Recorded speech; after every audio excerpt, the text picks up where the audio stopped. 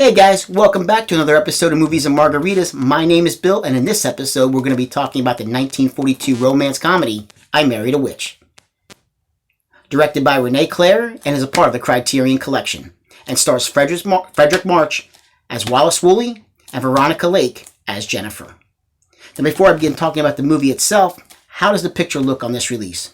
It looks really good. It's a new 2K scan restoration of the film, and overall I'd say it's a nice picture.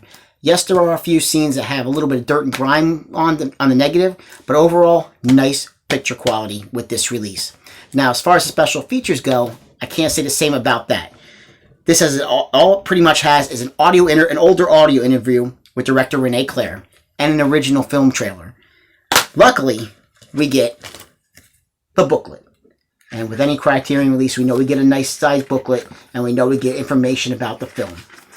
And there's no difference with this one. We get information about the making of the film. We get information about the career and life of Renee Clair. We also get information about the life and career of Veronica Lake. Now, what is the story with this movie? What happens with this? Well, it takes place during the days of the Salem witch trials. And we're taken to a Puritan village. It is overseen by a man who goes by the name of Jonathan Woolley. Now, Jonathan Woolley has accused Veronica Lake's character of Jennifer and her father Daniel of witchcraft. Now, before any burning can take place, Jennifer puts a curse on Jonathan Woolley and all male descendants of his family for future generations. These men will never be happy, they will never find true love, and they're going to be miserable forever.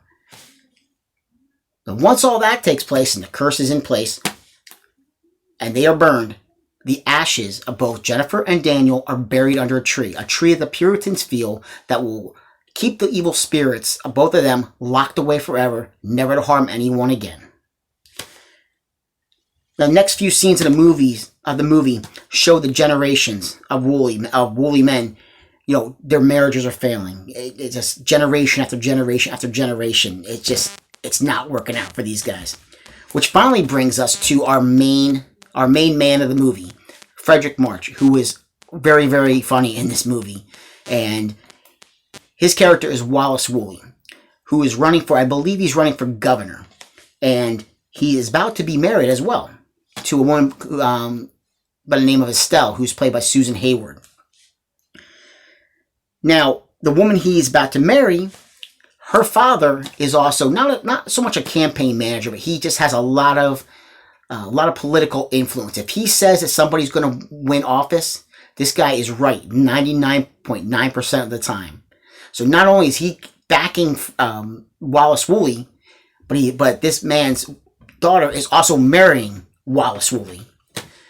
So the night before the wedding, because it goes basically in 3 stages. You have the night before the wedding, which Wallace is giving this speech. You have the day of the wedding, and then you have the day of the election. Now, the night before the wedding, there's a dinner going on, a dinner reception, and Wallace is giving a speech. Now, during the speech, the power goes out. We see there was a lightning strike outside. And wouldn't you know it, that lightning strike also hit a tree. And by hitting that tree, it broke the branch on the tree, releasing the essence, the spirit of Jennifer and her father Daniel. Now, these are disembodied just voices. That's all you hear. You see smoke, individual smoke for each one of them, but you just hear their voices. They come across the building where this dinner reception is taking place. They see Wallace speaking. They realize that he is Wallace Woolley. He is a descendant of Jonathan Woolley. So Jennifer decides, okay, the curse needs to continue. So her plan is not only to mess up his wedding that's about to happen, but to make him fall in love with her and then break his heart. This way he'll lose his fiance, he'll lose Jennifer, and he will not be happy at all. But to do that, Jennifer needs a body. Now, where's she going to get that body? Well, we're about to find out. Wallace, Estelle, and a friend of Wallace's leave the party. On their way home, they come across a burning hotel. Now, who started this fire on this hotel? Well, it was Jennifer and her father, Daniel. Somehow, they're going to get a body for Jennifer because of this fire that's taking place. I assume that somebody's not going to make it out of the hotel, and she's going to assume that take over that body. It's never really mentioned how that works. Again, just use your imagination. So upon coming across this hotel that's on fire, Wallace gets out of the car, goes up to, talking to a policeman. What's going on? How did this start? They don't know. They don't know what's going on. But in the meantime, about asking these questions, he hears a woman yelling for help, crying, yelling for help. Without hesitation, Wallace bolts right into the hotel. There we meet Jennifer, Veronica Lake. Now you don't just hear Veronica Lake's voice, now you see her body. Upon entering and seeing her, he tries to, we gotta go. We're both gonna die in here if we don't get out of here. But she's just like basically throwing herself at him. But he's like, no, what happened to you? Did you get hit in the head and you can, inhale too much smoke? We gotta go. So he eventually gets her out. They drop her off. They take her to a hospital to get examined. As far as they know, she's sleeping in her hospital bed.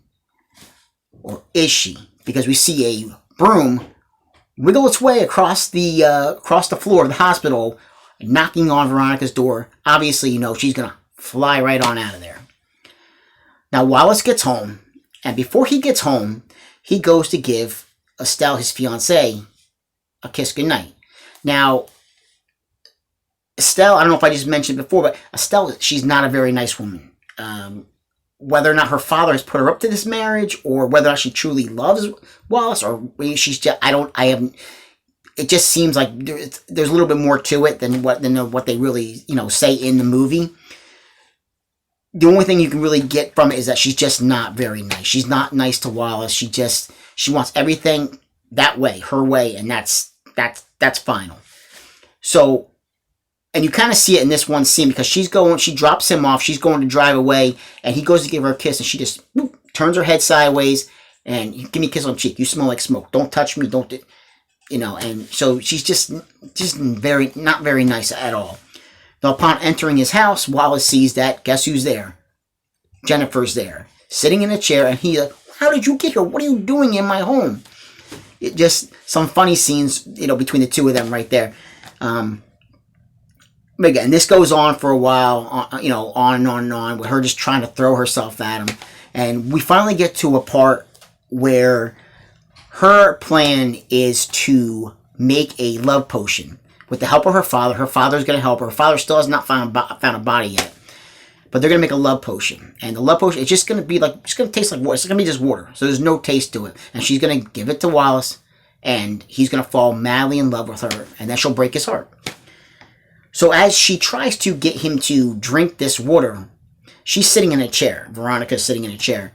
And a portrait of Jonathan Woolley falls, smacks her in the head, knocks her out. So in having to try to wake her up, Wallace takes the water, the love potion that she wanted him to drink, and gives it to her. Well, wouldn't you know it, now she falls in love with Wallace. So the plan has backfired on Jennifer. Now, this is some of the funnier parts of the movie. It is now Wallace Woolley's wedding day, and now Jennifer's father now has a body.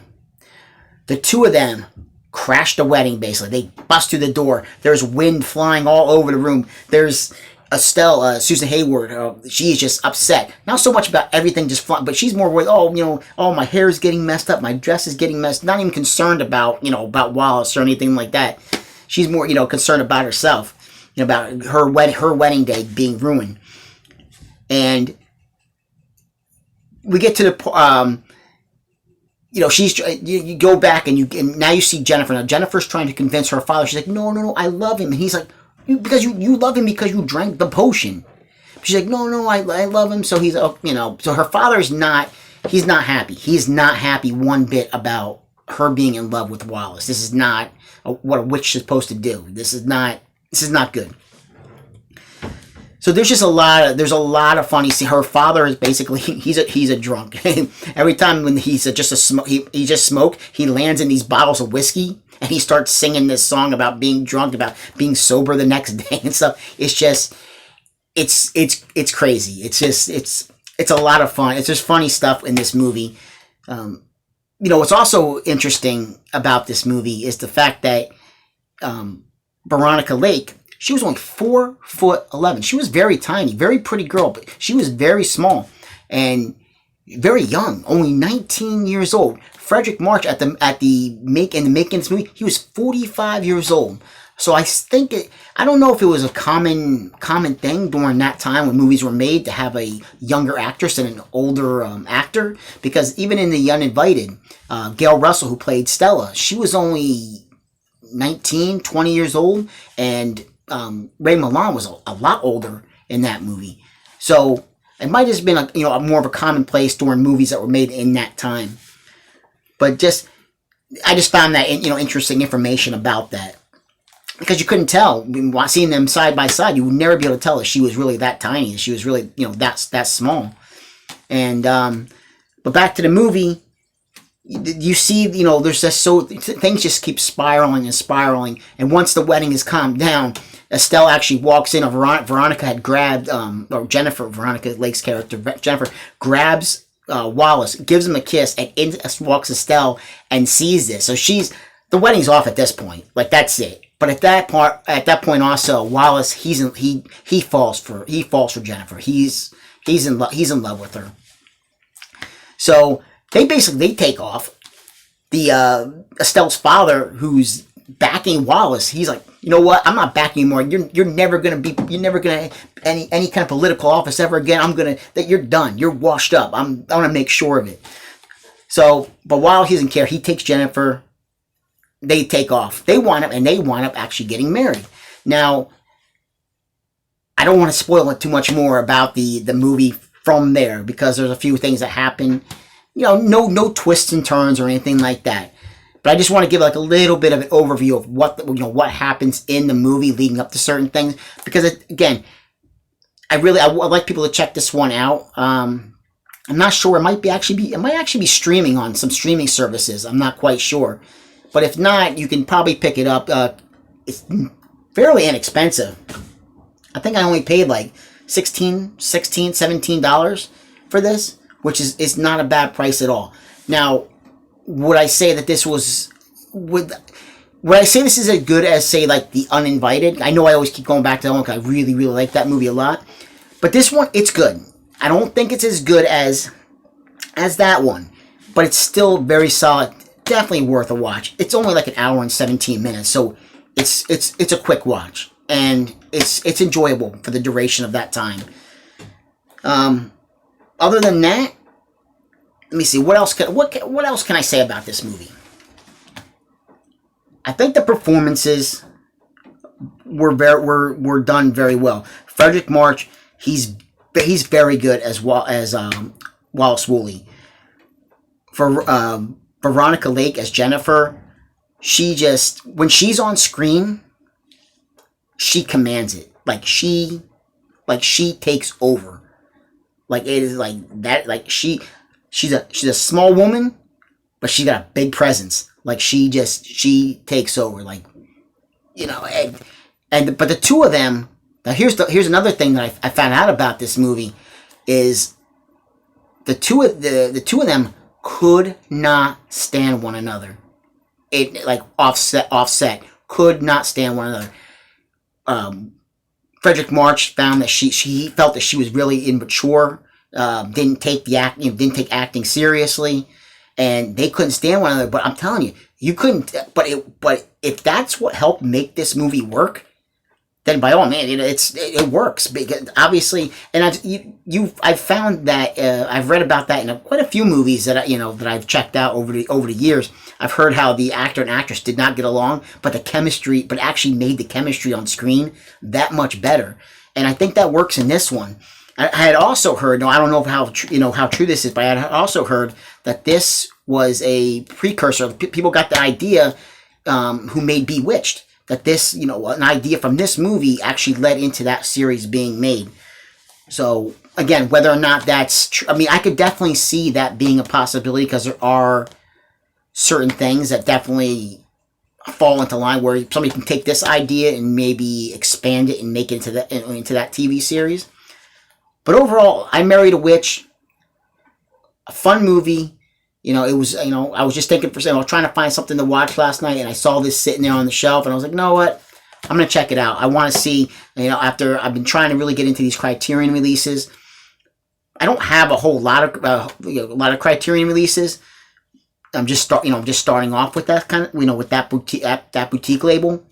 But so far, I'm happy. I mean, I can't complain. Between this, The Uninvited, I had the Night of the Living Dead Criterion release.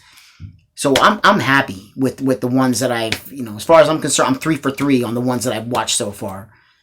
So I'm hoping I can bring more of the Criterion reviews to you guys. And, what else can I say? I hope everybody has had a great week so far. Tomorrow's Friday. And with Friday, that means it's Margarita Friday. So don't worry. My friend Jose will be joining me tomorrow for a little bit of fun.